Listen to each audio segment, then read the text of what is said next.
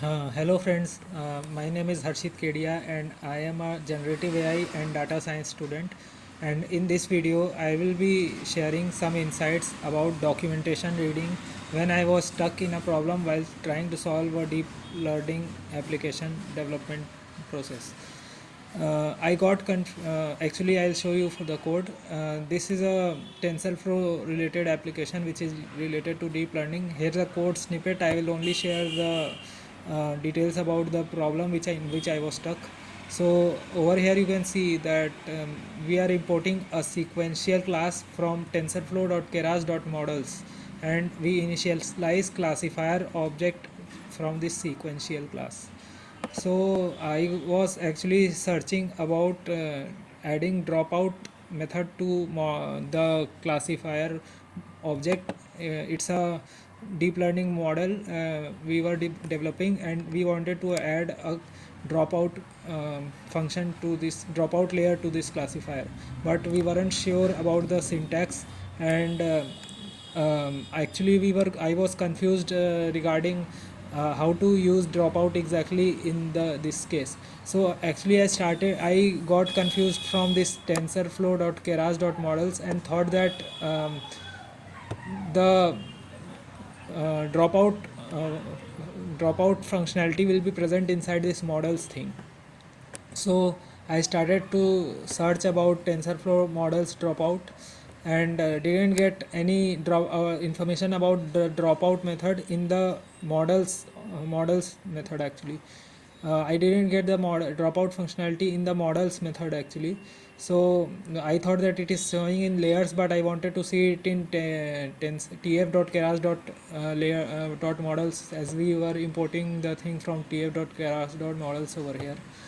But since I didn't get anywhere, so I thought about it, and finally noticed the thing that actually the classifier object is from a sequential class, and we want to add the dropout property to the object which is made from sequential class. So the dropout should be the property of us of the sequential class actually, not this thing, not of models class. So wait just a second. So I actually started searching about TensorFlow sequential dropout. But as you will see over here that in this also there is not any information regarding dropout function being used inside sequential. So I got confused and thought that if it's not there in the sequential in the official this documentation, then how are people using it inside the sequential? So after that I thought so let's see about it in the sequential documentation itself. If I search about dropout, there isn't much information, only this one word is coming out of all one of one match. So an explicit dropout function is not given in this documentation in sequential. So but then I thought that where is it given? We saw it that it is given in this layers dot dropout method. So I thought that let's open the link and see what's there in this layers. We can see that this layers is this dropout is inside the layers, and uh, this layer is actually getting inherited from the layer class. So then I also thought let's skim inside the sequential documentation, and I then saw that there what are the that this is also inheriting from the layer class. So it gave me some hints about how to use this. So while skimming through this, I could also see these kind of examples like model.add keras.layers.dense. So as we saw that the dropout is the function inside tf.keras.layers. So I understood that it is this if this thing is getting used inside this sequential, then there must be a way to use the dropout also. So while reading through this, I also used some intuition that the sequential group stacks a linear layer of linear stacks. Sequential group is a linear stack of layers into a model. So when we saw that the layers layers is also an inheritance of sequential of this inheritance of layer actually. So over here it is writing that stacks a linear stack of layers into a model. So I thought that there must be some way of using this layers into a model into this sequential. So I thought about what are the methods being used inside this sequential, and went to this saw this something intuitively saw that this add is being used as we saw this in the example also, that we are using models.add.keras.layers.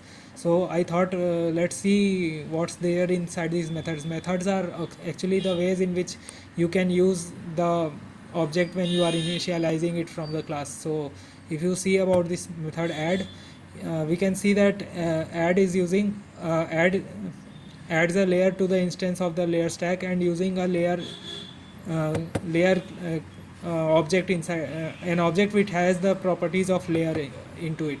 So we also saw that the layer and this dropout is actually inheriting from layer class. So since this sequential is is using a layer object only, and this layer dropout is a instance inheritance of layer, so since it is having all the properties of layer, so it can be I thought that it can be used inside this add method. So how is it being used? You can see that a layer instance can be used inside it. It's written in the top. So how will the function be constructed? We will whenever some method is called, we usually write in this way. I think that we write it in this way, that since right now we are having the classifier as the instance of this class, so it should be class classifier dot add, and then what's given inside this classifier dot add whatever we want to add as a layer class. So we know that this tf dot layer class dot layers dot dropout is a layer. So if we can write it in this way, uh,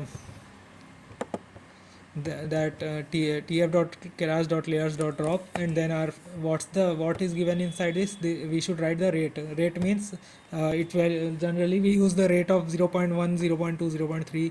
so if we write this 0.2, I thought that we can successfully add a dropout layer to the classifier. So after this I tried this and the function worked. So as you can see, this was the function I wrote, and but if you ask why we are not writing tf.keras.layers before writing the classifier, before writing this value, I actually used this from tf. We first import tensorflow as tf. So you can write tf, or so then tf from tf dot what's there, keras dot layers. See, the suggestions is also coming. If you write this from layers import dropout, so then you don't need to write this from starting, because the dropout class has been imported, so the machine will understand that we want to use dropout over here. In this way I successfully was able to construct the function and was able to add the dropout layer to the to the classifier object. So the purpose of making this video was to try to explain how to actually use the documentation while working, and if you are having some confusion regarding the syntax, or how you want to know how a new function should be added. So if you want, like how should this problem be approached, I want to tell about how should a documentation be read based on my experience. We know that we want to add this dropout function into our classifier object, which is a instance of the sequential. We know that this dropout is inheriting from the layer and operation. Now we also know that the sequential is in the sequential the methods which we have to use some method to actually use the this uh, we actually have to use some method of the sequential to actually use this dropout inside it. So first you just go through the methods and see in method what you can use inside this, um, which of the methods supports the class which you want to inherit and use its functionality inside your object of sequential.